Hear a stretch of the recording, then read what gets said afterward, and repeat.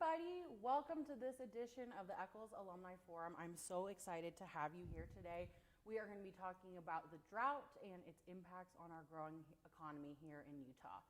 My name is Megan Calgucci, and I will be your moderator for this discussion today. I'm so excited to be joined by two fabulous industry experts, but before I introduce them, I want to welcome all of you viewing live from wherever you are at, and I encourage you to drop a line in the chat, say hello, and let us know where you're tuning in from. We've got alums all over the country, and we love to hear and see where you're joining us from.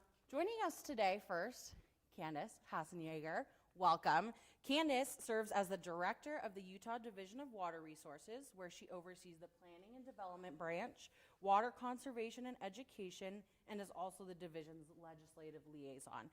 Candace has been working in water resources since 2007, and we're so glad to have you here today, Candace. Thanks, Megan. Happy to be here.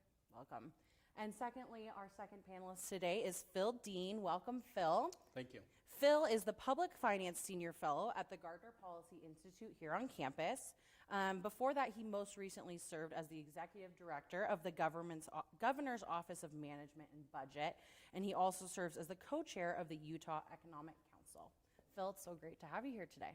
Thanks for having me. We're so excited to dive into this discussion, and with that, we're just going to go ahead and jump in.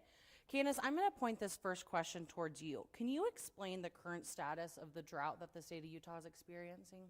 Yeah, Utah is experiencing some of the worst water supply conditions that most of us have seen in our lifetimes. There's a lot of things that led to this severe situation, and we can go into more detail about that. But even with the monsoon season that we did get, which we're super grateful for, still 88% of the state is an extreme and exceptional drought. So it's rough out there, and reservoir conditions have been on the decline all throughout the irrigation season, and really we're living off of stored water. And with the monsoons, it helped to reduce the demand that was being put on the reservoirs, but they're still in pretty bad shape. Interesting. Could you touch a minute? You talked about there's a few things that led to where we're at. Could you touch on a couple of those? Yeah. So last year we had a record hot, and one of the driest years on record, and one of the hottest as well. And that led to some of the worst soil moisture conditions. So that's the amount of water that's in the soil column that we've been monitoring. It's the NRCS snow survey that has a bunch of different SNOTEL sites high up in the watershed, and they've been monitoring since 2006. So these are some of the worst soil conditions that we've seen. And then throughout the winter, we were hoping for a big snowpack, and we ended up about 81% of average, which is not horrible, but if you think about the soil being a big sponge, and when there's not water in it, when that water goes to run off in a dry kind of sponge, it soaks up the water, so we really didn't receive a runoff. And then early this spring and summer, record hot temperatures again and dry conditions until we hit into July, August, when we got intense precipitation and very flashy floods, which were an issue. Interesting. Thank you so much for that background info. All right, I'm going to turn this next question to either of you. How will we be able to supply enough water, especially if the drought continues, especially as Utah is projected to be the fastest growing state over the next 5 to 10 years? How is this going to affect our growth? So I'll maybe jump in first, if you're good with that, and Candace, and jump in. have you follow up. So I'm an economist, so this is really going to surprise you, but I think about supply and I think about demand and how those two combine with each other. And so we've talked some about supply and kind of these stores of supply that we have in reservoirs. But I want to bring demand now into the discussion because demand's an important part of that. And we use water for all sorts of different things. We use it for agriculture. We use it inside of our homes. We use it outside of our homes. We use it in businesses. We use it in parks. We use it at the Capitol, right? We use water in a bunch of different places. And to me, a very important part of the conversation has to be demand and how we think about how we use the current water that we have. And I think we need to become much more efficient. I think there are a bunch of paths that we can take to get us there. but I think being more efficient and more thoughtful about how we use water is a very important part of the conversation. And just to build off of that, I totally agree, Phil. I think how we use water is critical to that long-term ability to continue to grow. And one of the places that we, with the governor's office, are focusing on is what they call integrated land use and water planning. And so that's really looking at how these areas that are developing, how do they develop? Do they develop with, more of the traditional landscape of more turf, or do they develop in a water-wise fashion? And one of the things that's really important to note on that is, when we develop, we set our water use patterns for decades, right? It's not like a short term, this is only for this year. If a homeowner goes into the effort of putting in a lawn, they're probably going to keep it for at least a couple decades. So just another addition to that. And can I follow up with this? And you'll probably have the more accurate numbers that I have, but I think it's about 65% of our watering in residential watering is done outdoors. Yeah. So that's a very significant portion of what we do, of the way that we use water that's done outdoors. And to me, it's interesting. You have different levels of use, and I think what Candace was talking about with how we landscape new properties, I think how we landscape existing properties should also be part of the conversation. You kind of, in my mind, have low value uses and you have high value uses. And I'm certainly not one that is going to argue for having no turf anywhere, but I also think it's important to be conscious about how is, for a long time turf was the default, not intentional. And I think we need to be intentional about where we put turf in ways that it's going to be meaningfully used as turf, as opposed to that just being the default. And there are a lot of low value uses that I think need to change over time, and maybe even change quicker as part of that water efficiency discussion. And I love that, intentional turf, right? Just like being mindful of where we put it. And at the end of the day, a kind of a rule of thumb is if you're the only time you walk on that turf is to mow it once a week, probably shouldn't be turf, just a kind of rule of thumb. And then there are some other things that going on. If you think of water uses by category, agricultural use is a significant use. It's the biggest bucket that we use of our diverted water. That being said, how can we have additional, how can ag benefit, right? How can they have more production and use less water? Or financially benefit from it of having more of a market-driven way that they can lease their water. And so we are working with the water community as well as the governor's office to do some of those things too. And then also new development projects we're also exploring. Interesting. Well, I think both of you touched on a few points that I think will lead into this next question. So are cities and towns changing their plans to deal with the future of less water? And if not, what should they be doing? And if they are, what is it that they are doing in this planning and kind of that intentionality you spoke about as well? I'll just jump in real quick on that. I know this drought has caused us all to kind of advance our thinking in how we use water and how we grow. There's been a ton of conversations. There have been some very pointed areas that have had moratoriums on building for the next 6 months, which are temporary, right? But there are some local discussions going on of how will we do this, and some people are taking a pause to kind of figure that out. And then there's also significant efforts to integrate that land use and water planning as well, which is an important part of it. And if I can follow up on that, that's one of the challenges that we face is a lot of times the entities that deliver water aren't the same as those that retail the water. Mm-hmm. So you have wholesale water providers. Sometimes cities might have their own wells or their own water supply, but very often they're getting it from other entities. And sometimes cities aren't even the retail water supplier. That's some other entity, some other local government or private entity that's providing that water to the retail customers. And a lot of times it's easy to either have silos occur or have a disconnect where maybe water hasn't historically been thought about as much in the land use planning process because it's like, well, that's somebody else's business. It's not my business. Like, we'll just do what we do.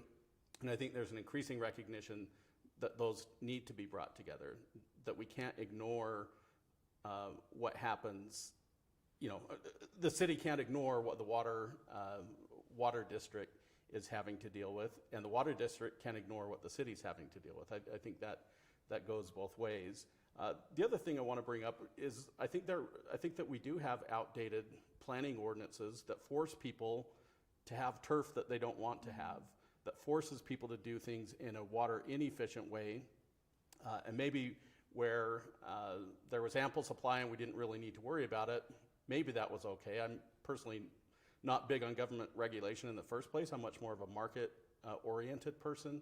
But that being said, in today's world, and especially with the severe drought that we're dealing with, I think a lot of those land use planning ordinances, not just for new development, but for existing properties, need to be re-examined. Just one example that comes to mind from a former legislator that owns a business, and the city where he's at forces his business to have a certain amount of turf.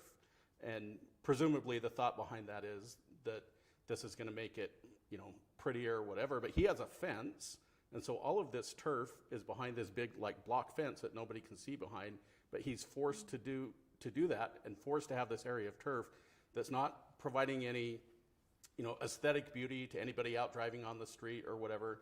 To me, that's one of those really low value uses that we need to be looking at changes, so that I think there are just some common sense adjustments that need to start taking place to land use ordinances. So as, a homeowner or a business owner, you talk about these land ordinances that needs to be changed. What can we do? Do we go to our city council? Who do we turn to get these changes to start happening? Yeah, so on those land use, those are by the city, right? So in that case, it's cities. There are also other entities that I think need to be, I look at schools and I look at other entities that have big open spaces that they water a lot. I'll throw the U on this list, right? And people sometimes look at the watering practices of public entities that sometimes honestly aren't up to par, aren't where they need to be. And they say, why are the same people that are telling me that I need to be more water efficient not doing the same thing themselves? And so I think government needs to lead. Government needs to set the example of how to do these things the right way. So I'd say a lot of it, especially in terms of the land use ordinances, have to do with cities, but I also think other government entities, including the state, can also help lead and show by example what needs to be done. Interesting. I was just going to add one thing.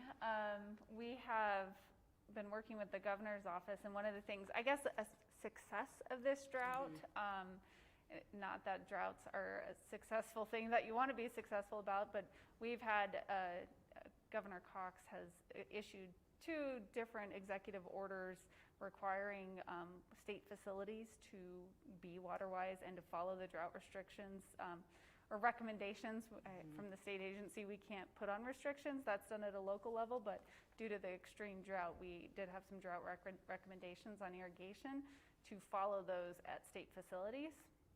And they did that. I mean, if anyone's been up to the Capitol prior to those monsoon seasons, you saw a yellow lawn, which I've never seen in my time at Water Resources. So I totally agree. We do have to do things at all levels. Interesting. Thank you both. We're going to pivot just a little bit and start to talk about some of these industries that are being impacted by this drought. So we often think of farming and ranching and agriculture. I'd love to hear you guys touch on the impacts that it's having for those industries, but as well as some other industries that we might not be thinking about that are feeling the impacts of this drought. Yeah, I would just add that drought is really widespread, has widespread impacts. I mean, like you mentioned, ag, the environment, recreation, tourism, there have been some widespread impacts. The difficult thing about droughts is they're considered a creeping disaster.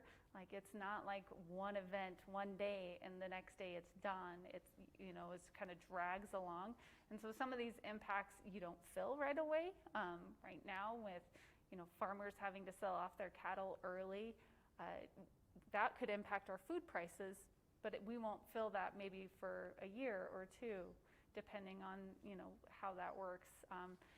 This impacts wildlife. Droughts impact wildlife, but once again, you may not feel that until the next year when someone wants to go get a hunting permit or something like that. So it's a little difficult to say all the impacts, but there are widespread impacts. Yeah, and Candace brought up before water markets, and I think that's an important step. We're kind of, I'd say, very slowly stepping into that as a state, and I think it has a lot of opportunity to help us manage some of these issues that we're dealing with. So I want to take a step back and look at something other than water and then come back to it. So you think like oranges or something like that, a privately provided good. And so when a hurricane comes through Florida or whatever, damages a crop, what happens? Prices go up, and people respond to the economic incentives inherent in that. We don't have those same type of structures necessarily here in the state, but I think we're starting to see development of water markets, and especially getting back to your question about agriculture, there's great demand for that water in our city use, household use, and there are beginnings of discussions and beginnings of operations of allowing farmers to be able to lease that water for a certain period of time to fill that demand during the extreme drought period without losing their water rights. That's one of the concerns that they have, is I don't want to do this and that result in me not having the future ability to continue to farm. So I think the development of water markets where a farmer in a drought year can receive money, so they get that benefit, and the city that's providing water to businesses, to homes, can then also have access to water that maybe they would otherwise not have access to. Again, I don't think that's a single solution to the whole problem, but I do think it's one of those other tools in the toolboxes that it's important to keep developing, because I think that provides a lot of opportunity for us again, especially in times of extreme scarcity, to be able to shift things from lower value uses to higher value uses. And depending on the price of water, the farmers could be just as well off selling their water, leasing their water, I guess, for a year or 2 or 3, whatever it is, as they are producing the crop in that year. And other places in the country that maybe don't have the same drought issues, right, then would supply some of that food to the state. It's very fascinating. So looking at farmers and ranchers a bit more, we've heard bits and pieces that they're reducing their water use in significant ways. Can you guys touch on a few of those ways specifically that farmers and ranchers are doing that? And then what are some other industries that have changed their water use patterns that are really going to have a big effect on us? Yeah, so there has been a number of, there's this task force called the Agricultural Optimization Task Force that's looked at and is studying, what is the best ways to have farmers have the same level of production or even increase production and use less water. So there's been a bunch of different research that has gone into that, and then the legislature also appropriated funds to do some on-the-ground, on-farm improvements that went to the Utah Department of Ag. So an example of some of those things. One is they have these mid-elevation sprinklers, and if you change out the nozzle to this particular type of updated nozzle, you can get the same production with 20% less water. So it's hugely beneficial to the system, and there's a lot of potential with ag.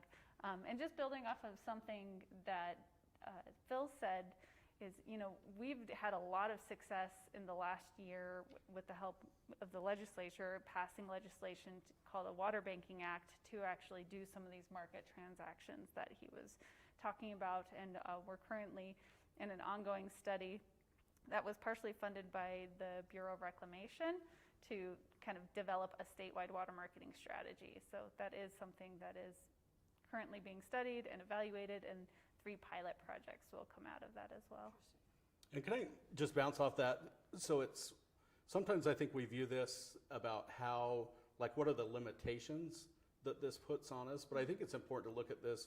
I really think this is an opportunity of how do we use this opportunity? And I think there are businesses that have and will continue to come out of Utah, of how do we become more efficient in our water use, not just, and they produce the nozzles, they produce, the smart timers, they produce those things.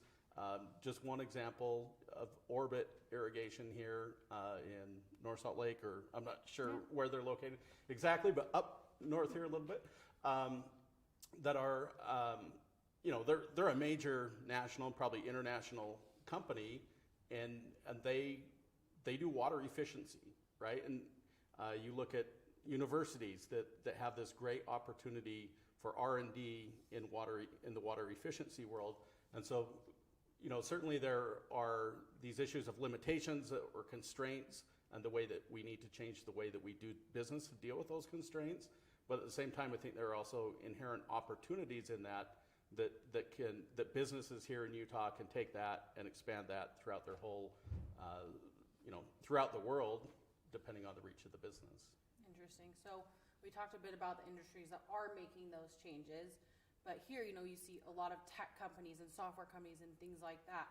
Are there other industries that have a big impact on the drought that maybe haven't made those steps yet? I don't have any specific examples of industries that haven't. I can say that there has been a widespread response to this drought and the drought messaging, and that became obvious by some of our reservoir levels holding steady with the additions of the rain and the reduced demand. But also just visually, like driving around my city, there's yellow in the park strip, or there's yellow at the Capitol. So I think there's been widespread responses, and it's caused people to talk about really how can we do with less water use? How can we, do that? And we kind of coined in our office that, it advanced the conservation conversation a decade into the future. And there's no scientific background on that. That's just the feeling we get, right? We're talking about having statewide, retrofits of existing landscapes. We're talking about integrating land use and water planning, spending millions of dollars installing secondary meters and agricultural optimization. So I think it really has advanced the conversation. Nope. Perfect. All right, we're going to move into our next question. So, as a state, we're known for a booming economy and our entrepreneurial spirit. How will the drought affect the growth of new businesses? And do you anticipate that the drought could have effects on the number of businesses moving their offices to the Salt Lake City area and all the new businesses that are built here? So that's an interesting question. I'll jump in first, and I'd be interested to hear Candace's thoughts on this. As I look at the sectors of our growth economy, the growth sectors of our economy, a lot of them aren't super water intensive. It's more many of kind of the legacy, kind of foundational types of businesses that tend to use water. But that being said, there are businesses out there that do use a lot of water. So you think about data centers that can be very water intensive. Kind of that portion of the tech sector. And I think it's something we need to think about, and conversations we need to have as a state of, to me it's one thing if those entities come on their own. It's probably another if we incent those, especially the water intensive businesses. And not that we should never do that, but I think we need to be thinking about that holistically of what are the businesses and how do those businesses and the demands that they'll make on public infrastructure, including our water infrastructure, how is that part of our economic development strategy? And it may mean that we need to change course from how we've done some things in the past, given the scarcity not only that we have, and even absent the drought, just with continued growth, the continued demands that's going to place on our water system. And when we do water development projects, we're not creating new water, right? All you're doing is taking water from one place or one use and shifting it to another use. You're not creating new water. And so I think we need to think carefully about what the trade-offs are associated with those shifts. I was thinking if you can make new water, Phil, I think you'd be really, you'd make a lot of money. Your idea. You figure out how to make new water. That would be awesome and save all of our. Well, sorry to can I just jump in really quick on that? So, I mean, the thing with water and the way, like 70% of the earth is covered with water, right? And we have desalinization technology that exists out there. To me, it comes back to this issue of cost. So yes, like we could gallon for gallon truck in water to the state. That's an option, but it would be crazy expensive and not worth it, right? The opportunity costs, sorry, my economics here, are too high to do that. So that's where I think we need to think about the trade-offs associated with these different decisions that we make about water. And again, I always go back to, I think we need to be really careful to not create the incentives for water to go to lower value uses. We need to make sure that when we're using water, that it's going to high value uses. And I would just add that, I think those conversations are starting to occur, with GOED and folks in the governor's office of how do we incentivize businesses and which businesses do we incentivize? And water is becoming part of the discussion. That makes sense. Well, I've got one more question for you guys before we turn to some of our audience questions. How will the community education efforts change in the future to educate individuals but also businesses about water usage? I think that is a huge opportunity, right? I think we have a huge opportunity to inform and educate and talk through, some of the real challenges that we have and really look at how we have traditionally used water and how we need to change that into the future. So I think there's a real opportunity, whether it's with residents or businesses, agricultural users. I think that's one point that we're pursuing and talking with the governor and the legislature this session. Interesting. Well, we're going to move into some audience questions. All of you tuning in live have either pre-submitted a few questions or we've had quite a few questions come in live from our audience. And I want to give you all the opportunity to have some of those answered. Our first question is coming in from the audience is, given that water is a scarce resource, how is water demand determined and how do water prices influence water demand? So that's kind of my world, Candace. I'll let you take that stab at that first one.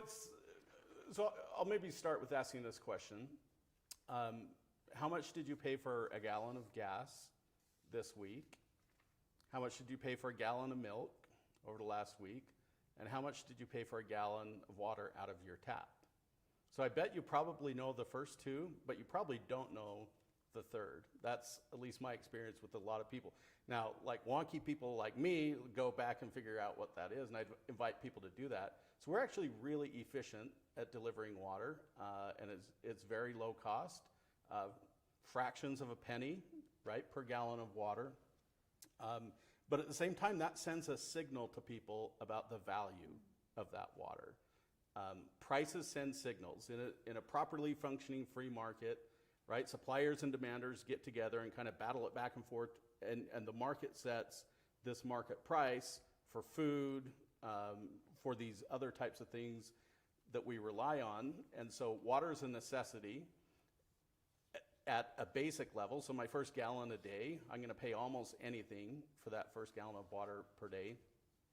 But then the further out you get, the greater amount of water use that you have, the less and less and less essential that water use becomes. So it kind of depends where on this scale you're at, for your demand for water, your willingness to pay for that water is going to differ depending on where you're at on what we call a demand curve, right? So that first gallon of water, I'm going to be willing to pay a lot. The further out you get, you pay less. And I think pricing has to be part of the conversation for us as a state going forward.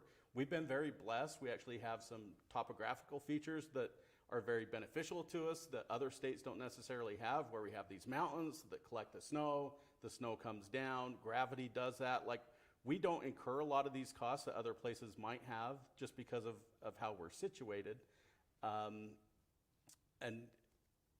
But in some ways that's worked against us in terms of efficient use of water, because it's kind of sent the signal to people that there's little or no value of that as they look at their budget and think about prices.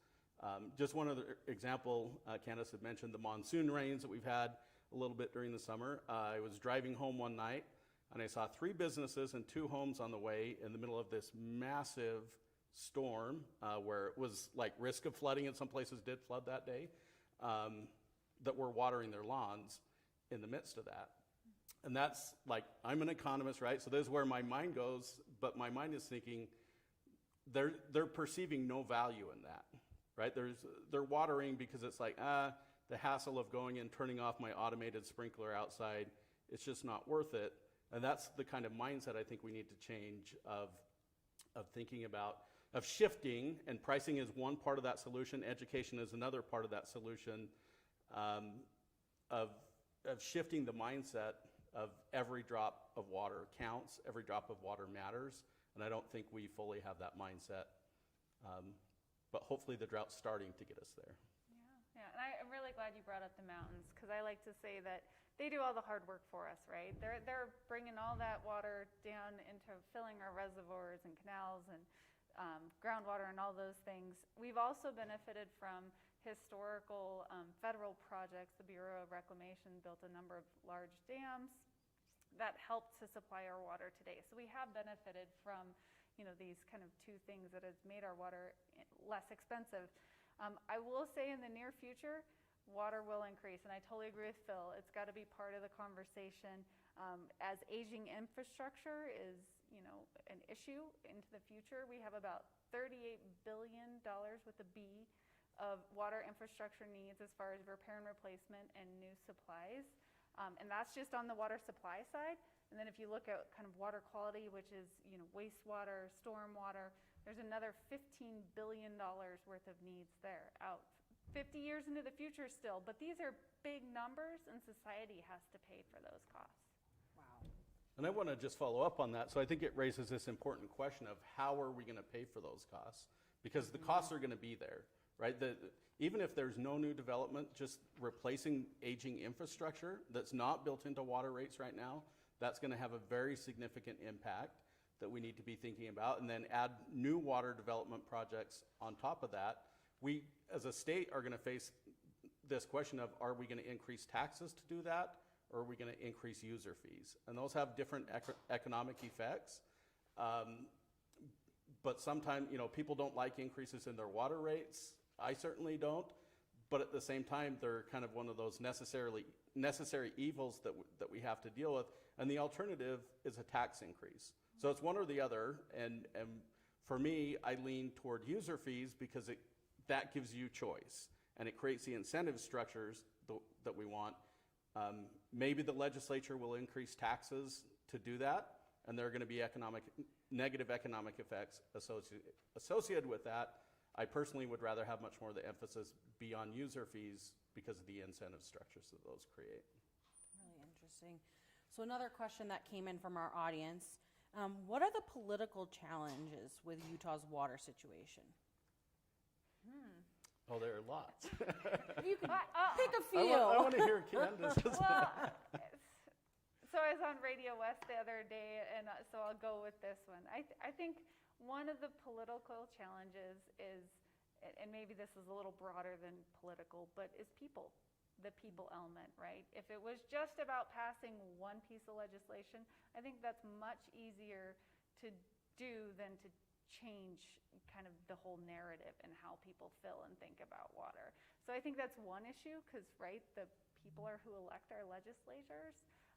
So I think that will be one area that I think education can help, address, and talking about, how important our water is, which you would think people know, but I think we all take it for granted that we go to the tap every morning and turn it on and have water come out. So I think that's one of the challenges I see. Interesting. Yeah, and I'll follow up just saying I think we've been spoiled to some extent here, that we have had very, very low water rates, lower water rates than many places around us, and that's going to change one way or another, and that's hard, right? We've kind of, I don't know if intentionally, but through policy decisions that have been made, put out there that water has low economic value. And again, maybe people don't think about that and don't frame it that way, but that's the message that's been sent with very low water rates. And again, I think that whether it's through taxes or through water rates themselves, that's going to change over time. And it's to some extent, like our successes have led to these challenges that we have, and people have, made decisions based off that.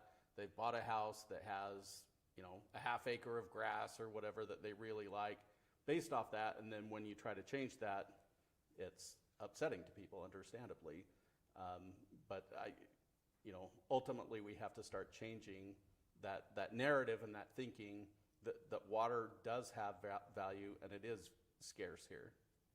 Yeah, I just want to add one more thing to that. So I went camping this one day, right? And I was gone for a couple of days, and I was driving down the road, and the first day I hit a pothole. And I was like, dang it, darn. I was like, okay, so the next day I'm going out doing some hiking thing, hit the same pothole, right?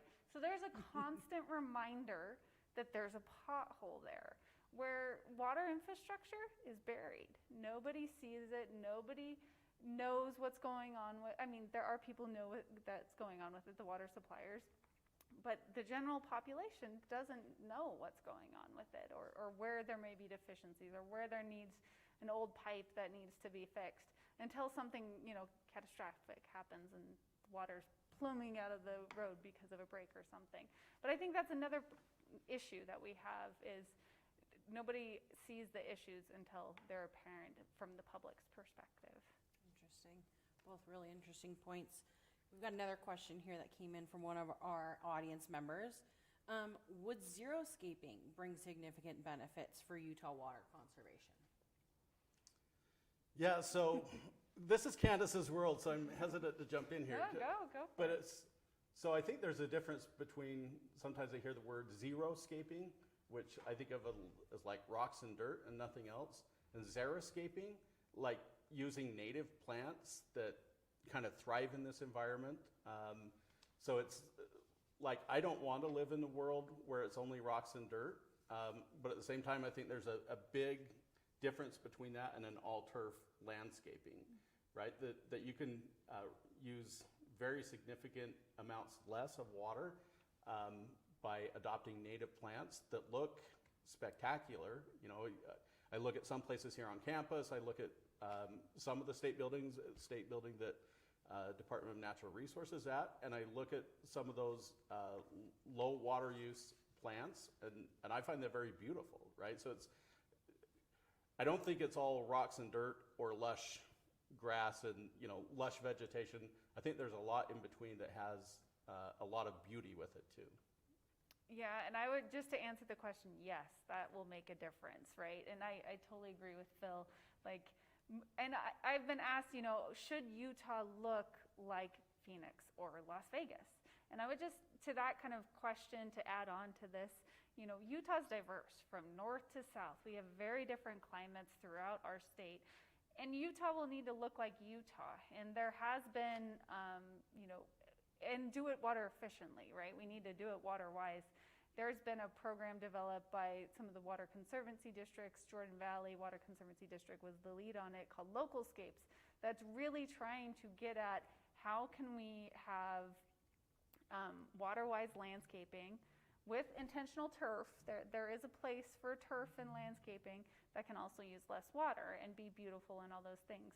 One of the things that we do want to avoid is when you move to a complete hardscape or rocks and dirt, is that can increase a heat island effect and make our temperatures even hotter, especially in cities and urban areas. So we definitely want to make sure that we're evaluating all the different potential costs as far as changing our landscaping.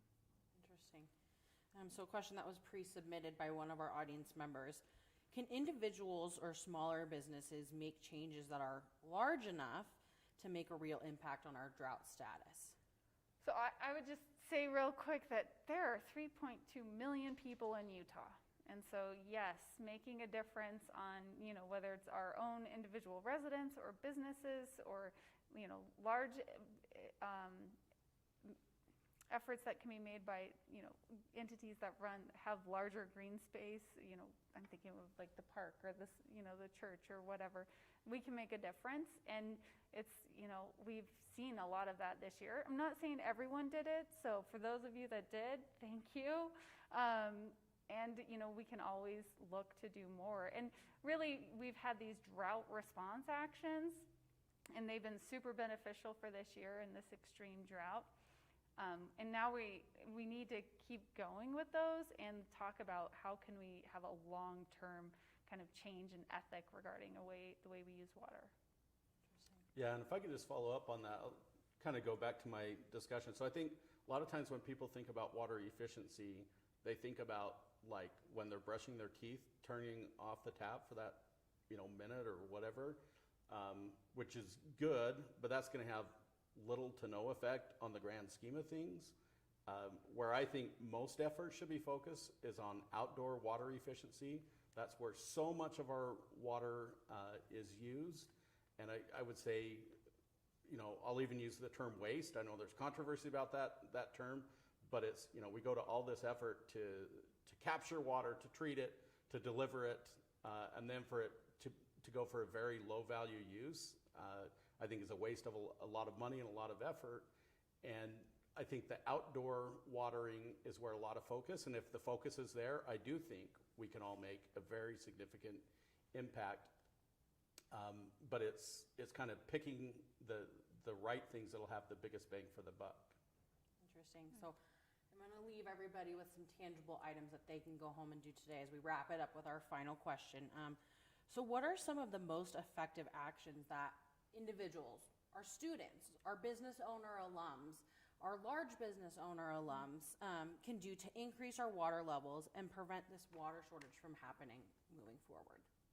Yeah, I think we talk a lot about drought resiliency and trying to get to that point. And to Phil's point as well, using less water, so finding ways to do that. So there are rebates available for residents that they can go and get a rebate for a smart timer. So that's a smart irrigation controller that kind of takes the guesswork out of how much you should irrigate. And then there's also, rebates for water efficiency toilets and all those things. We are working with the governor's office to expand the local scape rebates that are available. Those have just been extended to a number of different counties, so log on to localscapes.com and create an account and check your area to see what rebates are available. So Right, localscapes.com. yes. And can I just follow up with a question for you, Candace, on a smart timer, for example? How much water efficiency is gained? I remember hearing like 20 to 30% depending on... That's a good question. I think the EPA, I heard an estimate that it saves between 10,000 and 15,000 gallons per year by using a smart irrigation controller, but it's only as smart as you let it be, right? There's the option to take it off the smart mode, and then it's not really that smart anymore. So those are estimates, but you can definitely save a lot. And it's really in the spring and fall where the most water savings are, is when you need to reduce your water use or your irrigation cycles, but you don't because you forgot.